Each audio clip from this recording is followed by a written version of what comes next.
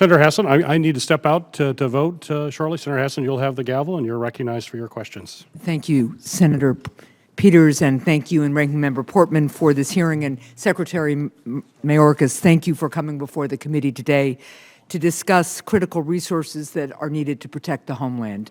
I want to start with a question about Title 42. While your April 26 memo summarizing the Department of Homeland Security's plan for Southwest border security and preparedness in anticipation of the lifting of Title 42 included more detail than it had before, I remain concerned about the department's ability to get additional much-needed resources to the border. Your memo states that the department has, quote, been able to manage increased encounters because of prudent planning and execution, close quote.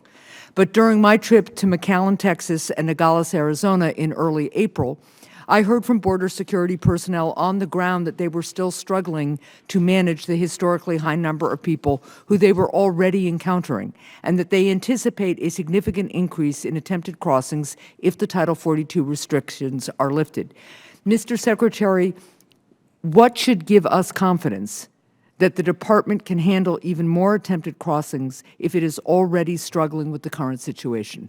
Senator, there's no question that the Border Patrol agents are under strain, and I've been very candid and straightforward with respect to the fact that once the operation of Title 42 comes to an end, we anticipate that strain to increase, which is why we are delivering greater resources to them.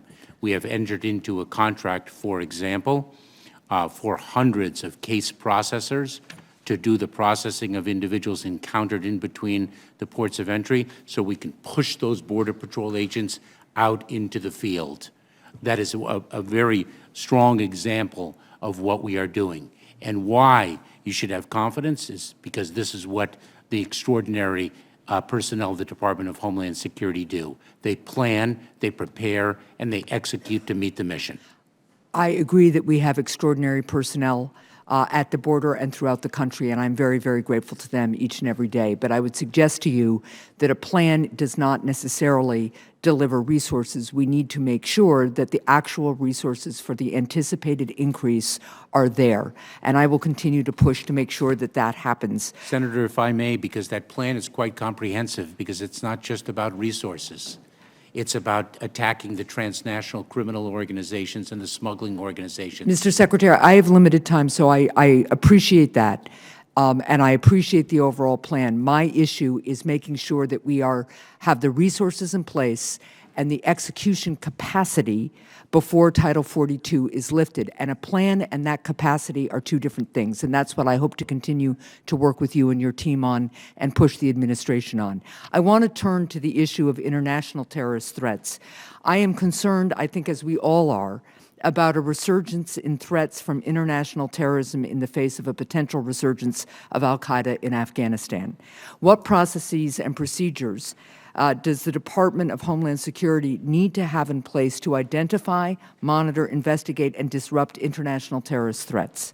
Senator Hassan, we have an Office of Intelligence and Analysis that focuses on this very issue.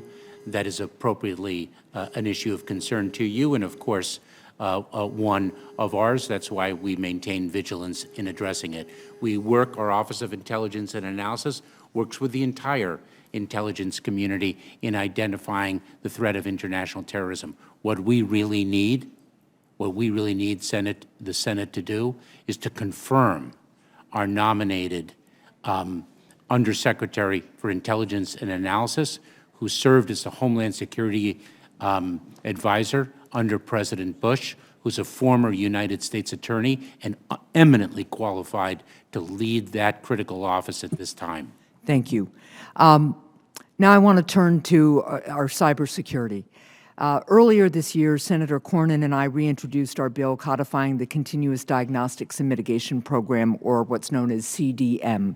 CDM is supposed to provide foundational cybersecurity capabilities to all federal agencies, such as the ability to quickly and accurately know all of the devices on an agency networks. Without the foundational capabilities provided by CDM, other federal cybersecurity efforts will be ineffective at best. Mr. Secretary, the Department's proposed budget requests approximately $67 million more for CISA to run the CDM program than Congress appropriated earlier this year. How would the additional investment be used to ensure that all federal agencies have the foundational cyber capabilities provided by the CDM program as soon as possible? Senator Hassan, we so very much appreciate your support of CDM, continuous diagnostics and mitigation. It is a critical tool. We have been pushing it out across the federal enterprise.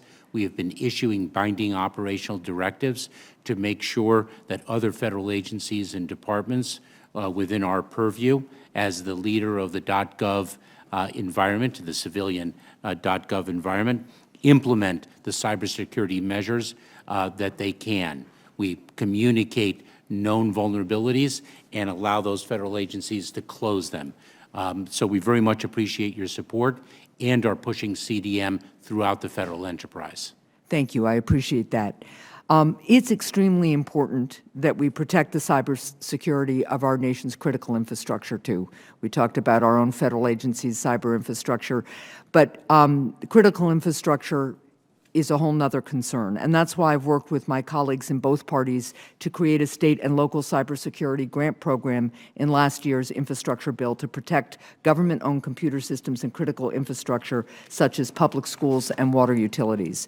That grant program is currently being rolled out, and I'd be interested in hearing any update you have on the progress in rolling out those grants. I'm also interested in a new critical infrastructure cybersecurity grant program that the department proposed in its budget. How will this new grant program complement the state and local cybersecurity grant program? How will the department effectively prioritize which critical infrastructure entities receive grants so that the grants will have the most impact? Senator Hassan, the program that is in effect right now, the state and local grant program, is to equip state and local jurisdictions with the resources they need to strengthen their respective jurisdictions. The critical infrastructure grant program that we propose would be a complement to that, quite frankly, to focus on those elements of critical infrastructure that are target-rich and resource-poor. We have to be mindful of the fact that the majority of our country's critical infrastructure actually rests in the hands of the private sector. So it's an extraordinarily important complementary program. Well, thank you. And I will submit for the record a question I have concerning your efforts, the department's efforts on Russian sanction evasion. Now,